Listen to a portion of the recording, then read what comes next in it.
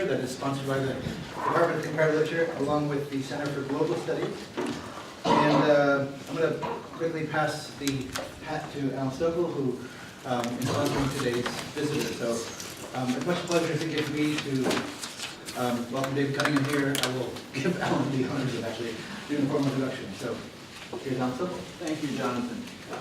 It's my great pleasure to introduce Professor David Cunningham, a reader in English literature of the Department of English Linguistics and Cultural Studies at the University of Westminster in London. Professor Cunningham, I think, is one of the leading cultural and literary critics in the United Kingdom today. He's published very widely in journals as diverse as the Journal of Visual Studies, Theory, Culture, and Society, and Radical Philosophy, of which he's the editor, by the way, on questions of modernism, doing especially important work in the realms of literary, architectural, and urban theory. His work can, I think, be situated in the great Marxist tradition of critical theory, that is, Adorno, Lukács, Benjamin, and from there all the way back to Simon. Here I can mention an important collection of essays that David edited a few years back, along with Nigel Knapp, entitled Adorno and Literature. By stressing the fundamental problem of abstraction in capitalist culture, he is currently engaged in an important and much needed critique of thing theory or object-oriented ontology and so on, which we've been hearing so much about lately.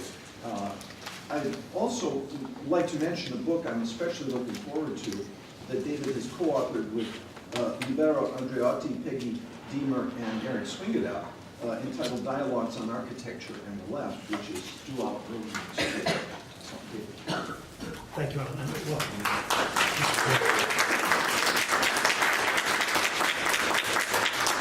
Well, thank you very much, first of all, to Alan for organising my visit. It's a great pleasure to come here, and to Jonathan for hosting me in this event, and Don as well, who's played a part in that. It's wonderful to be here. I've been told I have to keep this to about 30 to 40 minutes, which I will attempt to do. I've been hurriedly crossing bits out all morning to get it down. You'll be grateful to know, I think, probably that I'm not going to talk about thing theory or object-oriented realism. I am going to talk about a little bit about abstraction, particularly here about the novel. This is, I guess, part of a larger project. I won't go so far as to say necessarily a book project, but certainly a larger project that's centered really around the idea that the novel is a capitalist epic. And hopefully what I mean by that will become partly clear in the paper I'm going to read out. The focus here, though, specifically is on the contemporary novel, and particularly on the contemporary historical novel. Okay. So in a 2011 survey piece published in the London Review of Books, a genre in which he has lately come to specialise, Perry Anderson charts a history of the historical novel as that form of the novel which has, he writes, almost by definition been the most consistently political.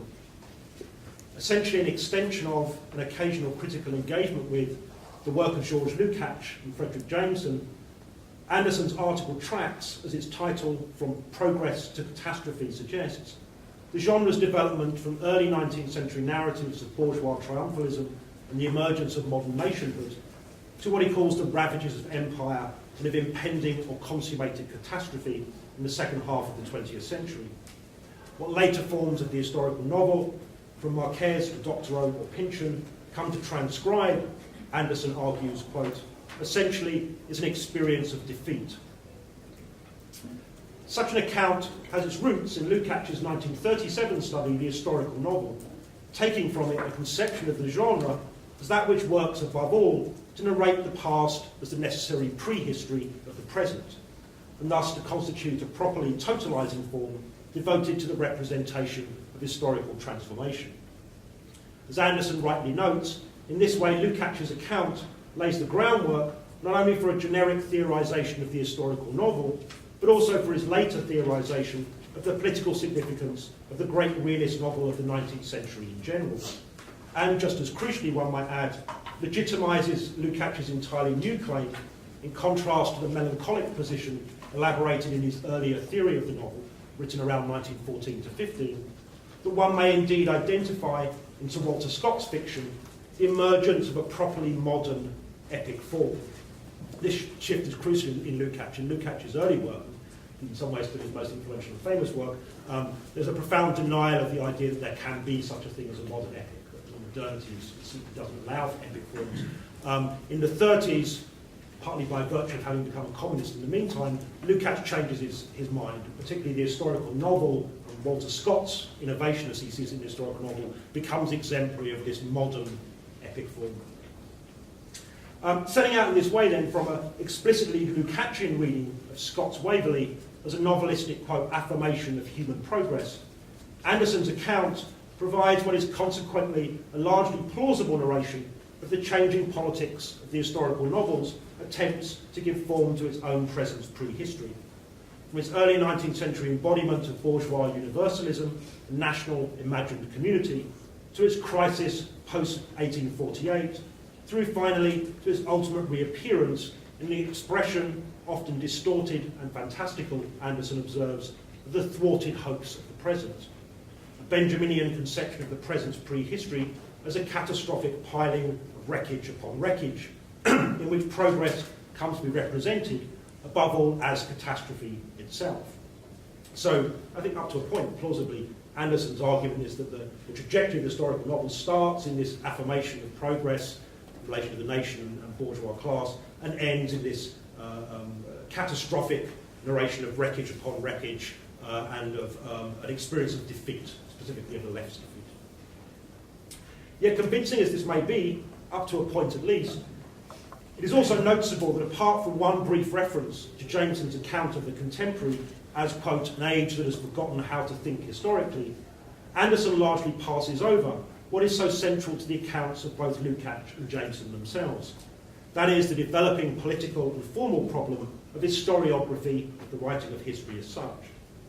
As a consequence, from progress to catastrophe, oddly fails to engage the central question of the ongoing adequacy and hence historicity of certain modern cultural forms to the representation of history, which so troubles both Lukács's and Jameson's work. In fact, in the case of Lukács, it is precisely this problem that is notoriously identified in his own account of a fundamental loss of some concrete form of collectivity or universality in the wake of the failed European revolutions of 1848.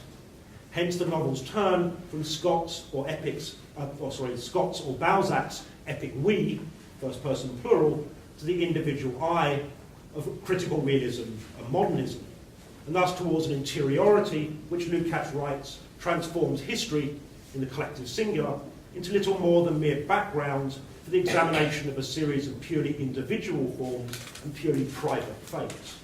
So according to Lukács's account, in a sense, the representation of history itself becomes problematic because after 1848 there's a loss of a collective dimension in which that history could be narrated. History then fragments down into individual stories and private fates. Writing in the 1980s, Frederick Jameson too locates a similar problem for the contemporary historical novel, but more drastically also understands such novels to be subject to a further intensification of a problem intrinsic to representation as such. This is the basis of, for example, Jameson's famous reading of E.L. Doctorow's 1975 novel Ragtime, in which the novel is presented first and foremost as, quote, an elaborated symptom of the waning of our historicity per se. What Jameson describes here is certainly a narration of defeat. Doctorow is, as he observes, from one perspective, indeed, the epic poet of the disappearance of the American radical past, a description which works equally well for other post-1960s texts, such as Thomas Pynchon's Vineland, published in 1990. Yet crucially, such defeat is manifested not solely at the level of the novel's political content, but far more emphatically the level of novelistic form itself, insofar as the latter speaks to some far broader, and Jameson suggests, politically debilitating crisis in any sense of historicity per se. Now, although Anderson does not mention it, it is worth noting that both Jameson and Lukács are here drawing upon modifying claims which are central to a much longer history of the theory of the novel, most crucially the relation, however mythicised, between the form of the novel and that of the epic. This is a conception that can be traced back at least as far as the mid-18th century, and is central to the early German Romantic philosophy of the novel in particular. However, it finds its most influential expression in what comprises little more than a few paragraphs of Hegel's aesthetics. This follows about 1,000 pages in which Hegel discusses the development of the epic, going from Homer through to Milton and Dante, and then about 2 pages on the novel. Anybody ever reads is the 2 pages on the novel, and I'm not going to break with that tradition yet. So it finds its most influential expression in what comprises little more than a few paragraphs of Hegel's aesthetics, in which Hegel famously argues that it is quite different with the novel, what he terms the modern bourgeois epic. For while it may indeed bring before us again, Hegel writes, a wealth and many-sidedness characteristic of an authentically epic portrayal of events, what the novel misses of necessity, he argues, is that general situation out of which epic proper proceeds. As such, unlike the epic, what no novel can, according to Hegel, provide is the possible, quote, occurrence of an action which in the whole breadth of its relations must be contemplated as a rich event connected with the total world of a nation and epoch. Instead, any story will henceforth always resolve back for Hegel into the contingent and unendingly particular. In this sense, Hegel's assertion that the novel is the modern bourgeois epic contains from the outset a self-conscious contradiction, insofar as the very nature of bourgeois sociality, and hence collectivity, does not, on Hegel's account, admit of epic form, a contradiction which Lukács precisely sought to overcome via his theorisation of the historical novel. By rereading Hegel's definition of the novel as the modern bourgeois epic, in terms effectively antithetical to Hegel's own, that is precisely as an epic of the bourgeoisie, Lukács locates in the historical novel, prior to 1848 at least, the representation and narration of the bourgeois class as themselves a collective subject of history. In Hegel, then, the claim that the novel is a bourgeois epic is, in a sense, a deliberately contradictory formulation. So the epic for Hegel must always be the epic of a people. And the bourgeoisie for Hegel are definitionally not a people in that sense. They are a fragmented collection of individuals. What Lukács does in the 30s then, and particularly in the historical novel book, is to kind of take up Hegel's definition but to effectively invert its meaning, so that Lukács does think the novel as an epic of the bourgeoisie, as a social class, as a subject of history. That's what will then break down in 1848. Before the failed revolutions of 1848, the bourgeoisie, for Lukács, are able to present themselves as a kind of universal subject of history. And therefore the historical novel in people like Walter Scott can be, as it were, the kind of epic of that subject of history in Lukács' sense. So it is this collective dimension that will then, for Lukács, later find itself dissolved in naturalism and modernism. So after 1848, first in naturalism and then in modernism, it's precisely this collective dimension that dissolves back into individual fragments. So then, as it were, Lukács rejoins the Hegelian analysis.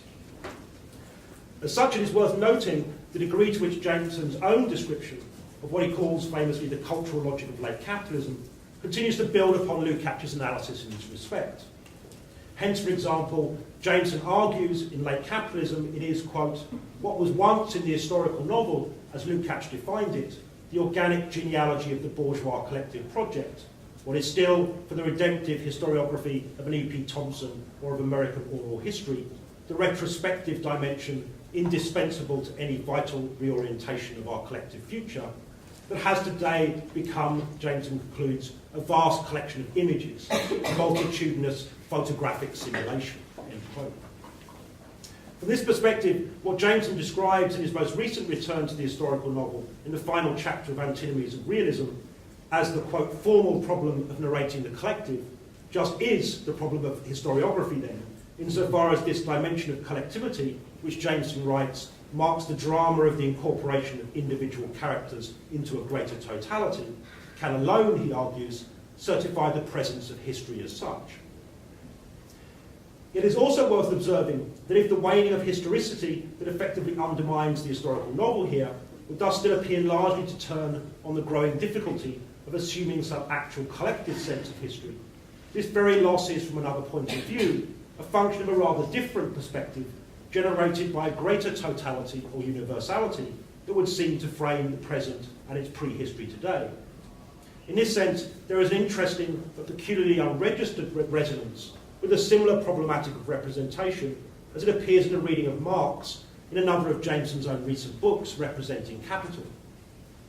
For if a dilemma of representation is indicated in part, Jameson writes, by Marx's own frequent use of the term Darstellung in Capital, in Das Kapital, what it concerns is not, or at least not directly, the problem of how to figure some organic genealogy of either a bourgeois or proletarian collective project, as Lukács presents it, but above all the fundamental aesthetic and epistemological problem posed by the question of how to represent capitalism itself.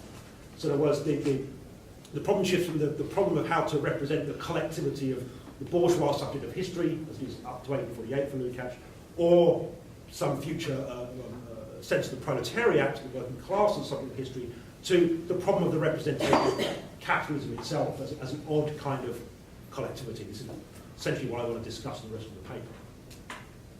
In this sense, then, the waning of historicity that effectively undermines the historical novel for Jameson is itself a function of the ever more totalising character of capital as the only truly universal, if thoroughly abstract, social form of a contemporary historical present.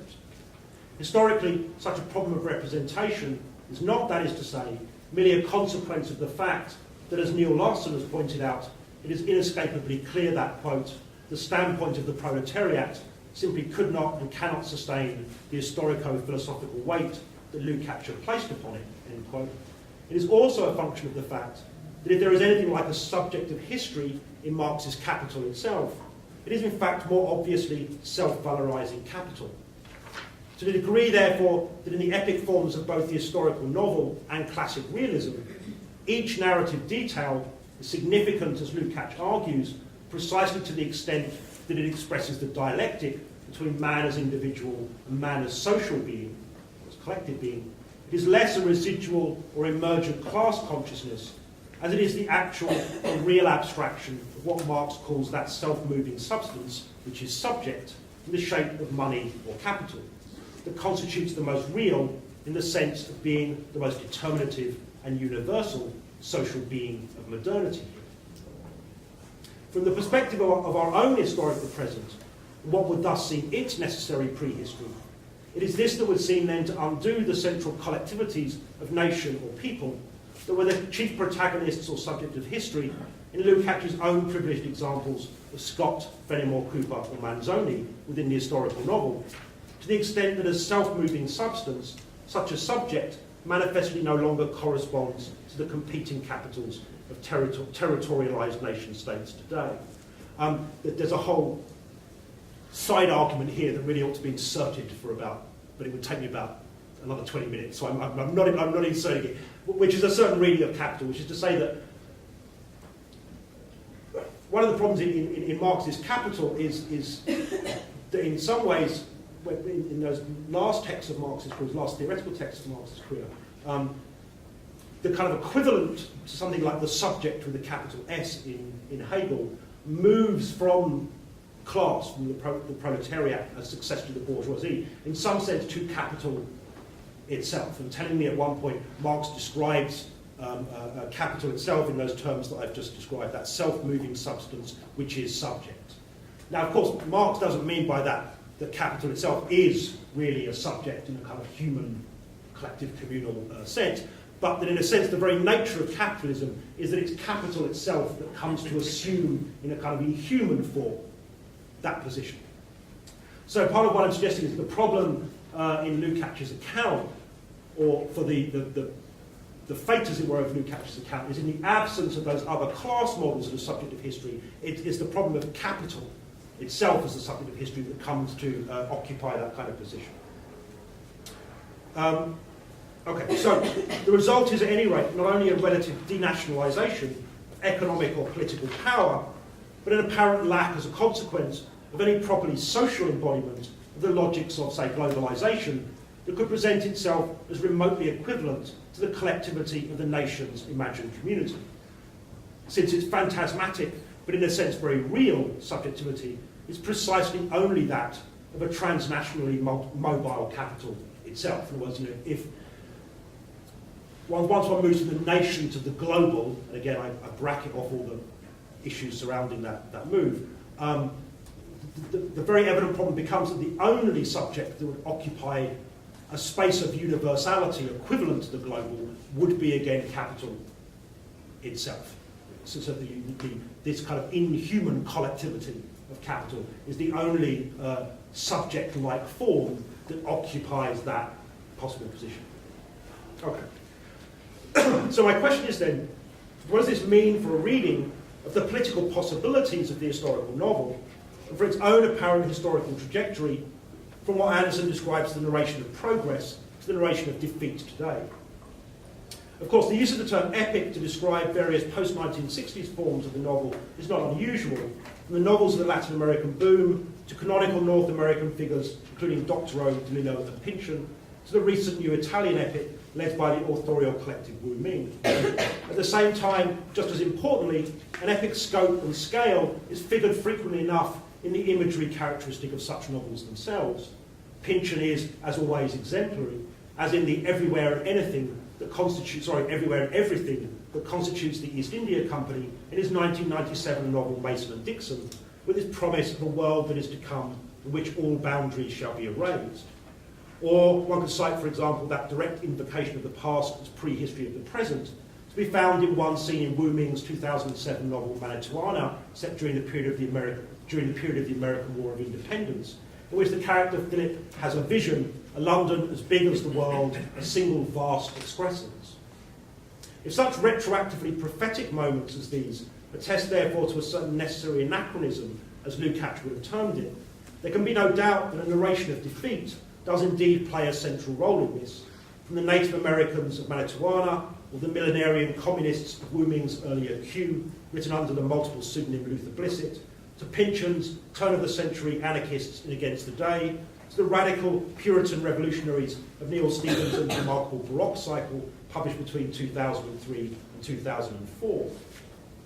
Yet importantly, this defeat is also intertwined with what is, as a result, a notable and rather specifically contemporary fascination, I think, in many such works, with the historiography of emergent forms of new capitalist relations of exchange, in particular the history of the money form, a fascination which thereby mobilises what is, I want to suggest, a significantly different means of, in Lukács's words, giving poetic life to those forces which have made our present-day life what it is and as we experience it. To give just one example, take the following exchange in Wu Ming's first novel, Q, set amid the insurgencies and religious schisms of 16th century Reformation Europe, between the novel's unnamed hero, a revolutionary veteran of Münster and the Peasants' Revolt, and the character Eloy, who speaks here. This is a quote. "We were born and bred in two different worlds, Lot. On the one hand, you've got the lords, the bishops, the princes, the dukes, the peasants. On the other, the merchants, the bankers, the ship owners and clerks. Here there is no ancient and unjust order to turn upside down, no yokels to sit on thrones. There is no need for an apocalypse, because it's already been underway for a while. Eloy pulls out a coin and turns it around in his hands, throws it in the air and catches it a few times. You see, you can't topple money. Whichever way you turn it, one side always shows." End quote. Such passages as these exemplify what might be first described, therefore, as a kind of self-consciously pedagogic mode of historiographic narration in the novel, in a manner which no doubt speaks for a broader attempt to revitalise certain aspects of novelistic realism and of its socially explanatory power under changed historical circumstances today. Certainly in Q, it is this pedagogic dimension that is manifest in, for example, lengthy passages devoted not so much to the forwarding of plot as to an explanation of credit and those processes by which money generates money, or to an historiography of modern banking. Something even more apparent in the more than 2,500 pages making up Stevenson's Baroque cycle, which combines picaresque stories of 17th century war, trade and piracy with remarkably detailed dialogic expositions of changing monetary forms and the technical dimensions of commerce. So one of the things that's interesting in these novels is the tendency for the action, which is often pretty kind of rollicking along in an 18th century fashion, but then will suddenly stop for 40 pages while characters debate the meaning of currency. And there's a kind of interesting pedagogic dimension to these novels, which I think goes back to an older sense of realism as socially explanatory in that form. In Q, this is certainly readable in itself then, as part of the novel's depiction of the experience of defeat, and of his attempts to bear political witness to those who are lost from history, minor shades slipping away forgotten, inhabitants of unmarked graves, as Q's central character puts it. As a mode of political historiography, epic narration thus takes the shape here, as it does most strikingly in Pynchon's Against the Day, of a particular focus upon moments of bifurcation, historical switching points or passages of transition. To the extent this imagines something like what Roberto Saviano describes in Manitowoc as, quote, another, drowned, aborted, but retraceable in that which did happen, the moment when, in Wu Ming's own words, history might have gone in a different direction.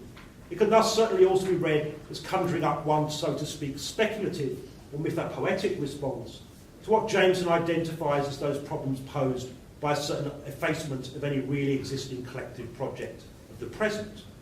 A narrative of disappearance or ruin driven by the apocalypse of money, whose beginnings at the same time, that is, in the disjunctive act of conjoining different temporalities to the contemporaneous names, the novel narrates.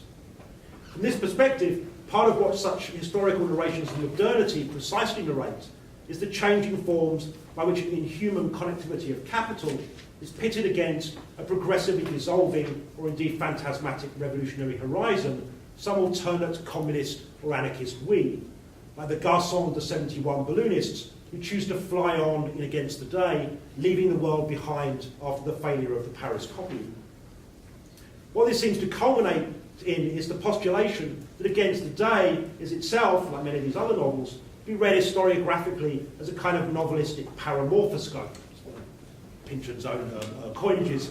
Its own textual shard that, quote, reveals worlds which are set to the side of this one, which has, like the transnational aeronauts of the novel, dual citizenship in the realms of the quotidian and the ghostly. This is perhaps most vividly captured in Against the Day in Pynchon's obsessive return to the image of the railroad as the abiding image of modernity in the text, an image which is both, as the novel progresses, the central figure of the real abstraction of, quote, capital made material, and a figure of the continuous bifurcation of history itself, and of its own phantom-like doubling between the quotidian and the ghostly.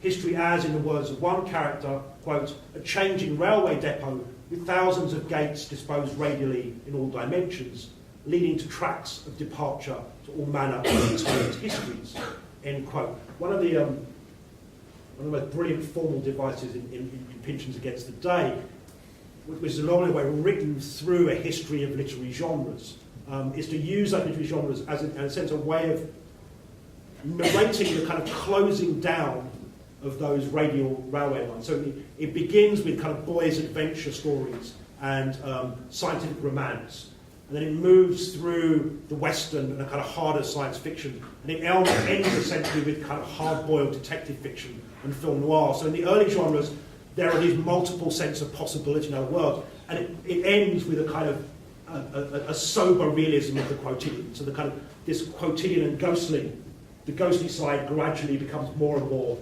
ghostly, and the quotidian becomes kind of harder and harder by the end of the novel.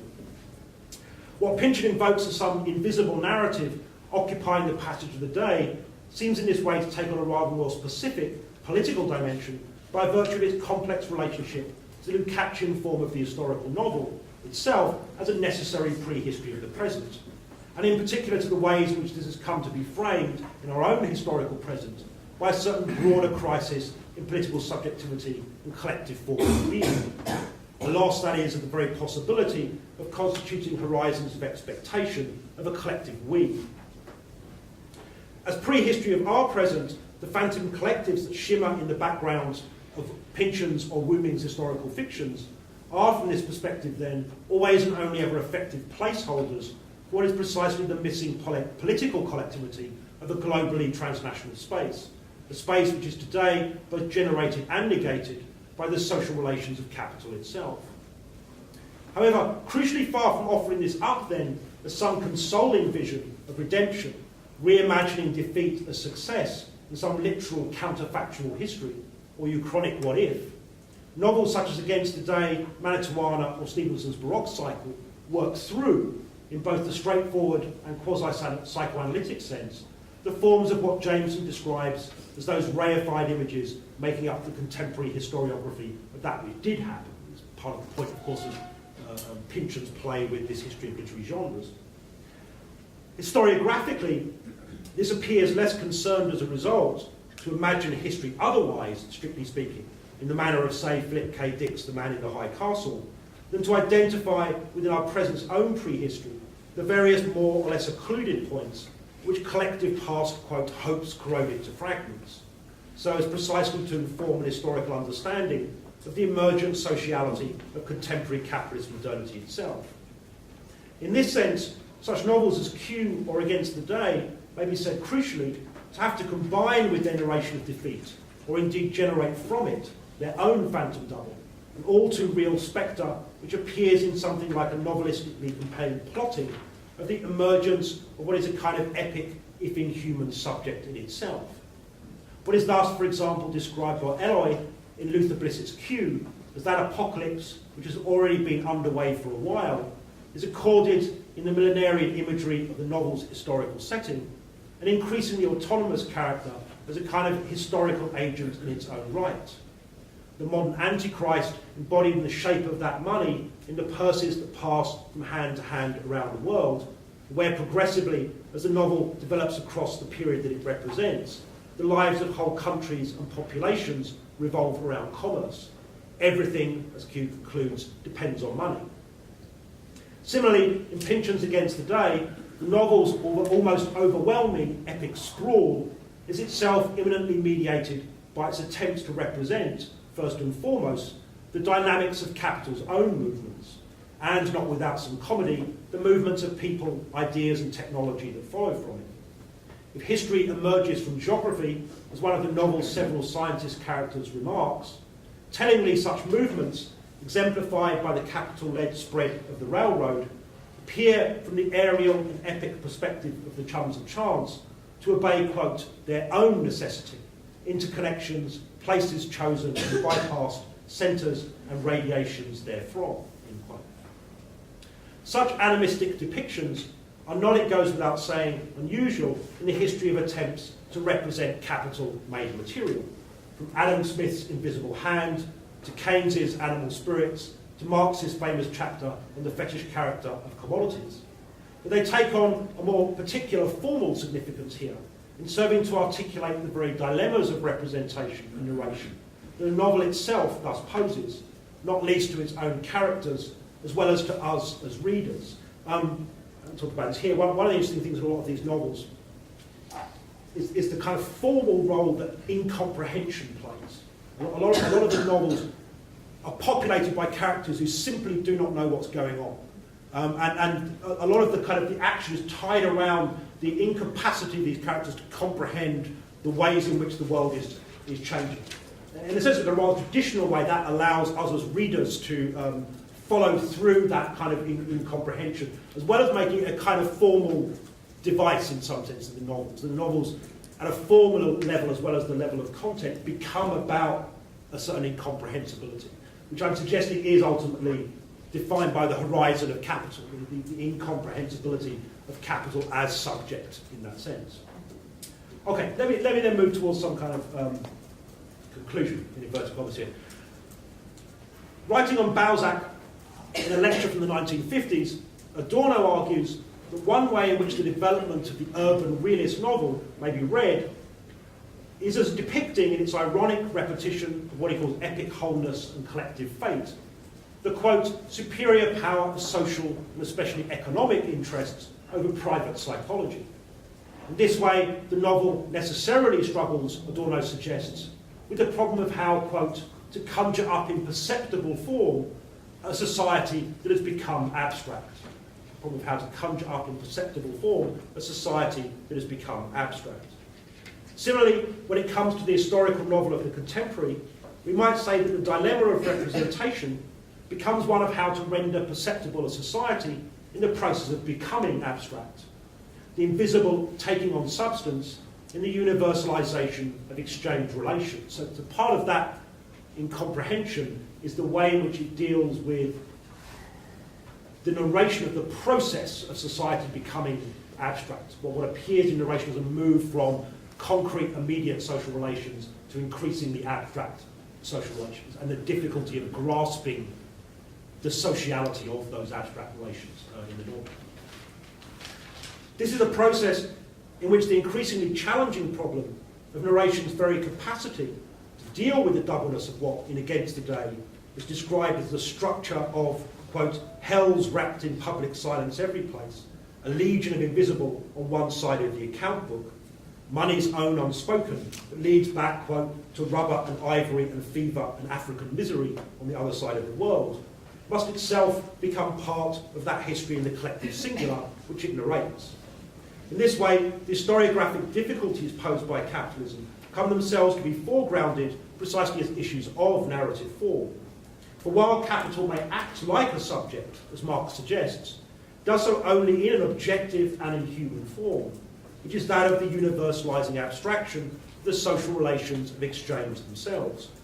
A point which does not alter the fact that viewed from the point of view of any collective us, it is the only form that currently projects the real horizon of global social interconnectedness. There's a nice quote from Gayatri Spivak, which I think summarises in a kind of pithy way, where she said, globalization takes place only in capital and data. Everything else is damage control. In such light, Anderson's account of the development of the historical novel from progress to catastrophe may thus take on politically a rather different significance of epic modes of narration today. As Jameson himself observes elsewhere, critically speaking, successful representation, quote, need not be some uplifting socialist realist drama of revolutionary triumph, but may be equally inscribed in a narrative of defeat, which sometimes even more effectively causes the whole architecture of global space, or capital, to rise up in ghostly profile behind it, some ultimate invisible limit, end quote. Yet in a sense, it is then precisely its capacity to render visible such limits that is in fact the novel's own distinctive epic mode, giving representational and narrative form to the irresolvable gap between the real abstractions intrinsic to modern capitalist socialist being, modern capitalist social being, precisely not socialist being, and the concreteness of what Hegel called the unendingly particular, with which the novel has historically been most persistently associated. In this sense, novels like Against the Day or Q may indeed be said to assume the historical novel's traditional task of endowing time with meaning by connecting individual experience with the history of a collective. Yet in the concrete historical genesis of our own time, the possibility of any such epic history is, they suggest, perhaps constituted, above all else, not by some collective us of nation, class, or people, but by the abstract and spectral social collectivity of capital itself.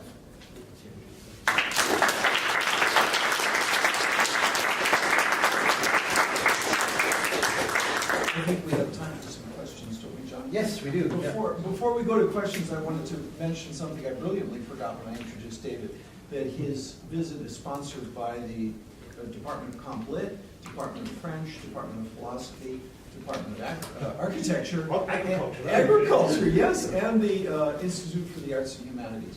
Also, I wanted to mention that David, if any of you would like to meet with him and talk a little bit, he will be available after 2 o'clock in the lounge out here at Kern. So feel free to stop by and chat. Now, if there are any questions. So, David, I'd like to thank you for this talk. And I was going to ask you something that I thought would be kind of a deformation of what you were arguing, but I think it's actually consistent with what you ended with. So, in terms of the historiographic problem at the core of the Jamesonian formulation, I was going to ask you to ask the question about whether it's possible to stitch the counterfactual into the analytic of what the present is, because that seems to be, a methodological concern, right? The capital itself is totalizable that way, but it seems that actually that's where you're getting anyway. The idea of an alternative universe, alternative futures, alternative worlds, that becomes the kind of defeatist project of the contemporary novel. It seems to lead to the same analytic in some ways, which is to say, there are other presents, right? Insofar as the present isn't a foreclosure, but rather something that is, extending. So there's always a bit of speculation, right, into that.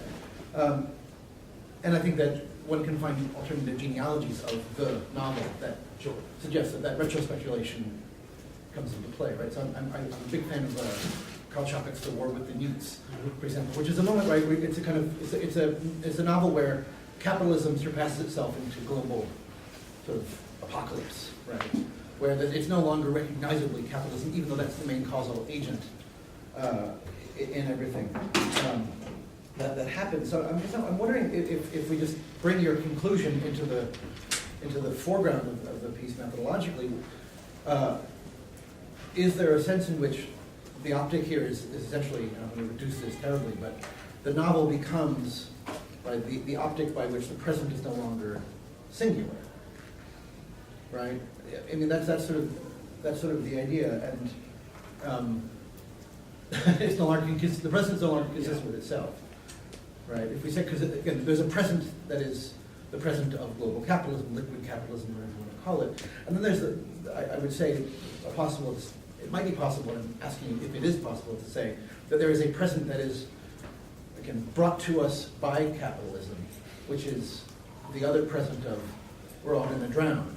Oh, so, yeah. Right, where again, the very terms that have brought us there are no longer consistent with the logic of capitalism, but which capitalism exceeds itself. Again, I'm inserting the old speculative realism question, I think, back in here accidentally. But I refuse. No, I hate that term. Yeah, okay. So I think there's two points there. I mean, one I think is that part of my point is that and thinking about different histories of the novel, my interest here is specifically in the kind of the history of the novel thought of as a kind of epic. And of course, there's all sorts of other things that the novel does by definition. That I'm kind of bracketing off that. I'm tracing that certain lineage that goes back from Hegel through the Romantics, through Lukács to Adorno and others, in which the problem of the novel is its relation to the epic. Usually, I was in a negative sense, it's an anti-epic or whatever. And in that sense, the problem of the epic, or what's interesting about that discourse about the novel of the epic, is the aspiration of the novel to assume this position of totality, which is what Hegel initially identifies the epic with, the epic's capacity to present the totality of a people or a nation, Homer being the archetypal form of this. The problem, obviously, if you think that only capital then comes to assume that position, is that we can't assume that position. No, we can't act. There is a kind of global culture of capital in the very loosest sense, and I guess that's kind of what globalization means. But it's not a culture that any of us can live as such, because it is a fundamentally human and abstract form. So there's always a disparity or a disjunction between lived experience, for want of a better word, which is what, of course, we think of the novel historically as most clearly dealing with as a kind of bourgeois form. It deals with individuals, it deals with concrete stuff, events, stories, and so on. And that total opposition. So in that sense, the kind of the present is always kind of fissured from that perspective. The other point you're making, I guess, about something like the ecological, for example, and catastrophe. Yeah, I mean, I suppose there's 2 points there. One is, we probably have to shift genres from historical novel to science fiction, which of course Jameson suggests more recently is the kind of one is the flip side of the other, or the shadow in some way of the other. But also, of course, I suppose those narrations about thinking about stuff around kind of deep history and things would, I guess, seek to narrate or intimate a kind of a totality which was actually exceeded capital in some way. I think something like Cormac McCarthy, often, for me, problematic ways, but that kind of, geological time. So that kind of model of the epoch, which would then be quite different, I guess, from the kind of Hegelian lineage that I'm tapping into here. That's not really an answer to your second question, but No, but it's there's quite a question of scales there, I suppose.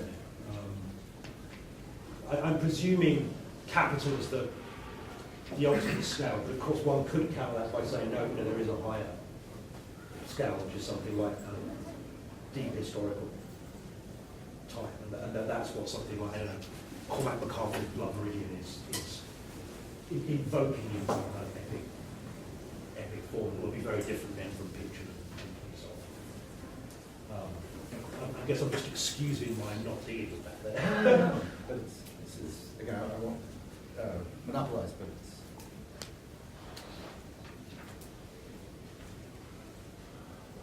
Or it might. Yeah.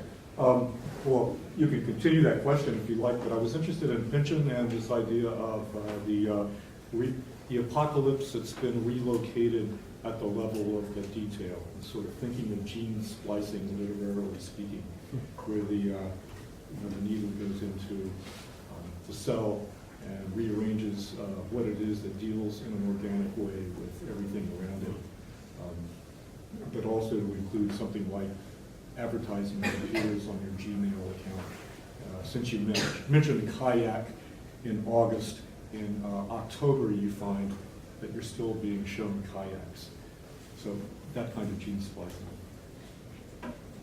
Yeah, I don't think I've replied, but yeah, I mean that's. Does it relocate the apocalypse as event or symptom?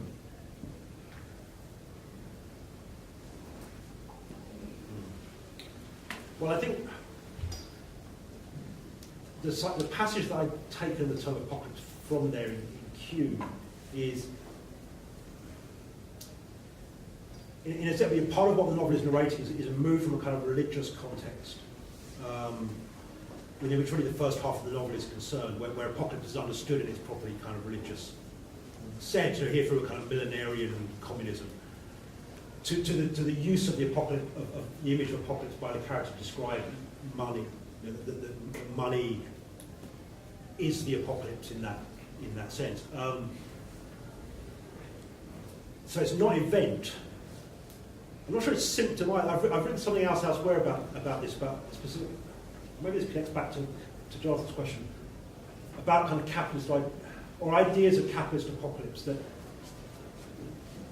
And the title of this I wrote this with another person, Alex Warwick, was Unnoticed Apocalypse. There's a kind of interesting discourse of this sense that capitalism is the apocalypse, it's just that nobody's noticed. And I think that's kind of what you might see being evoked here. And there's interesting kind of science fictional dimension of this, often kind of near future text. There's a very interesting book by Cory Doctorow called Makers, where it's kind of, capitalism just kind of collapses in the book, but nothing replaces it. I mean, it just becomes a kind of slow unfolding ruin of kind of capital, and nobody really notices that they're living through the apocalypse in a sense. So in that sense, it's like capitalism, apocalypse is a process there, but an almost kind of it's the opposite of apocalypse's revelation, which is original theological meaning. It's apocalypse as kind of unrevealed. It's only in retrospect that you would turn around and say, oh, that was the apocalypse. And I guess that would be the model in some ways of an ecological crisis. It would only be at the point at which it was way too late. You would turn around and go, oh God, yeah, we were the apocalypse. That I think is that kind of odd retrospective narration of money as apocalypse.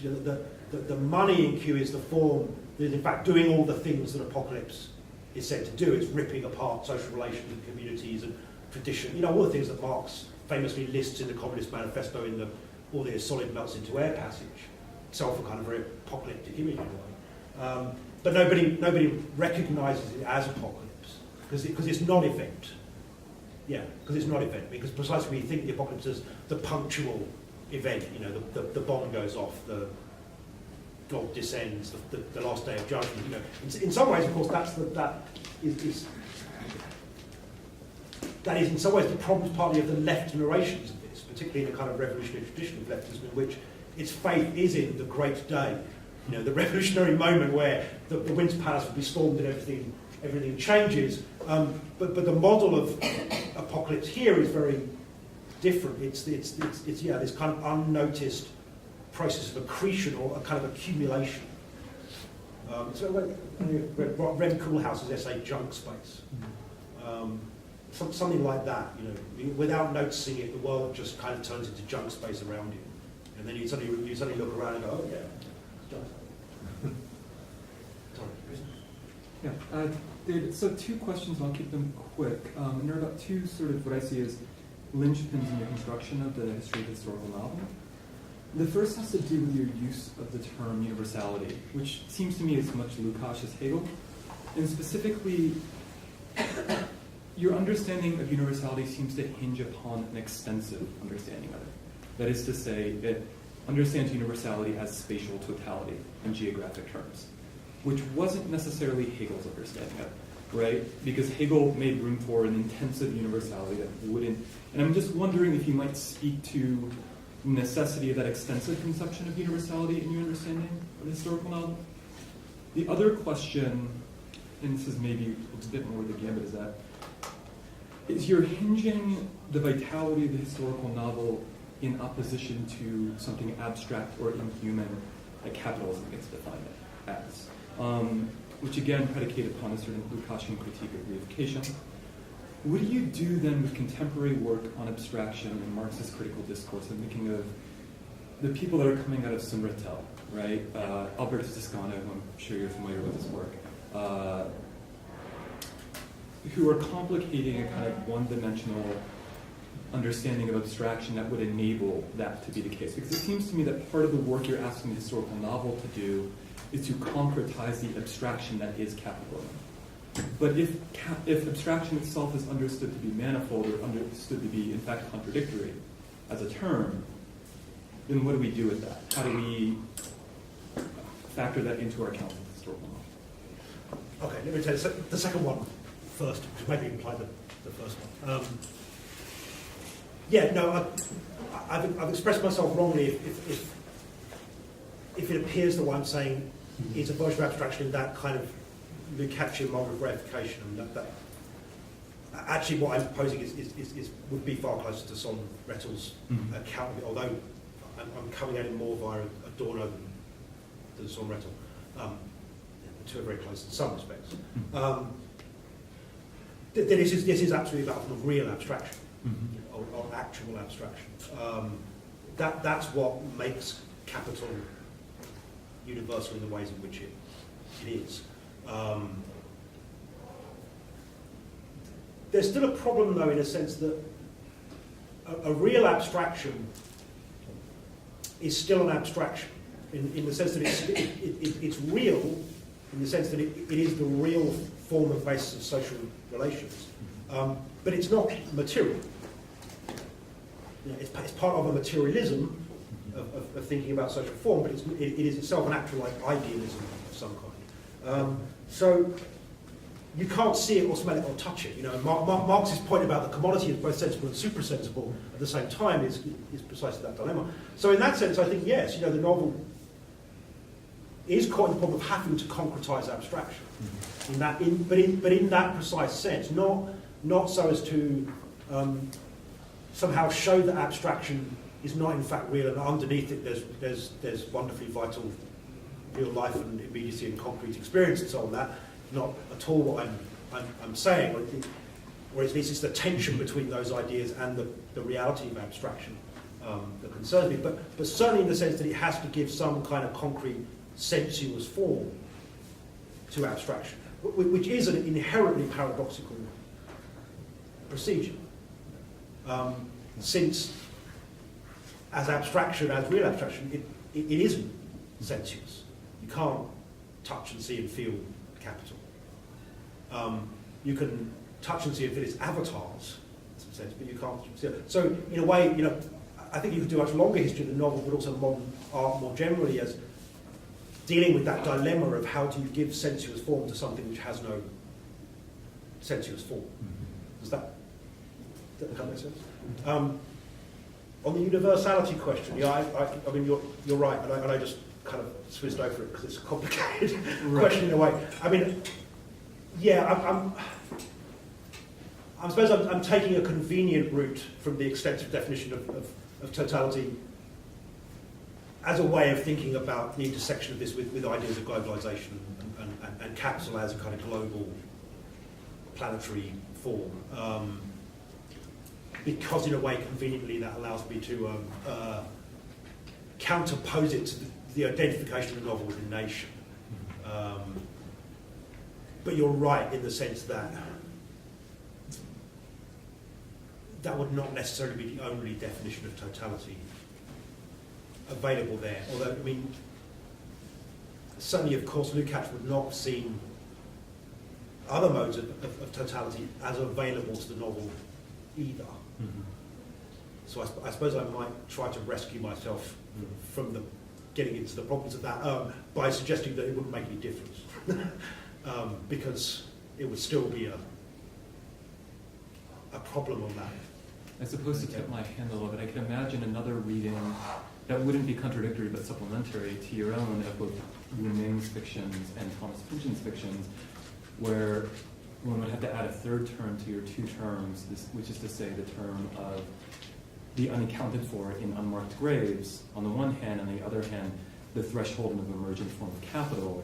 One would have to add a third term of, at the very least, an aborted other world. Yeah. Right? That would also correspond, if we're talking about history of political movements, with something like altermodernidad or altermodernization, things like that. These kind of counterpolitical movements that would have to be understood both globally on the one hand, but not in terms of an extent of universality. That's it. I mean, again, I hope that implies something like that. I mean, it's what I was trying to just by the longer bit I cut out about. By this time, I borrowed from Brian Holmes of phantom collectivities. That I think you're absolutely right in Pynchon around kind of turn-of-century anarchism, in Wu Ming and various forms of neo-quatriate millennial context. Although I think I would have still, I think that would take you in some sense back to the Anderson reading at the beginning, which is that in the end, I think those are narrated as experiences of defeat. Less so perhaps in Q, but then I think they changed their mind in the later works. And certainly Man to Honor is a kind of experience of defeat in that way. But also I think that in a way is the condition of the narration of capital in that kind of position, because it's only in some ways by narrating that defeat, narrating by which those become kind of phantasmatic, that capital emerges in kind of negative to that as the force of their defeat, and therefore as the kind of epic subject in the text. And I think that, or at least that's the kind of more interesting reading of something like Q, that the Q sets itself up to be this kind of Manichaean struggle between the kind of forces of order and oppression on the one hand, and the forces of kind of liberation on the other hand, and to complexify that in various ways. But then money enters as the thing that just pulls that apart. And it is that ultimately screws the revolutionaries of the novel, not the church as it appears at the beginning. So at the beginning it appears as though what it's being faced off against is the oppression of the Catholic Church and of the conservative forces of Reformation and so on. But actually it's kind of it's the merchants that do them in. So in a way they have to be defeated in order for that to become the kind of narratable subject of the novel on my reading. So I'm not denying those other histories, but I'm less comforted by them. Thanks. We're just about out of time, so before we thank today's visitor, I'd like to invite you all to come next week for the final luncheon of the semester, which will be on the Nobel Prize winner, Svetlana Alexievich. So with that, please join me in thanking David Cunningham. Thank you very much.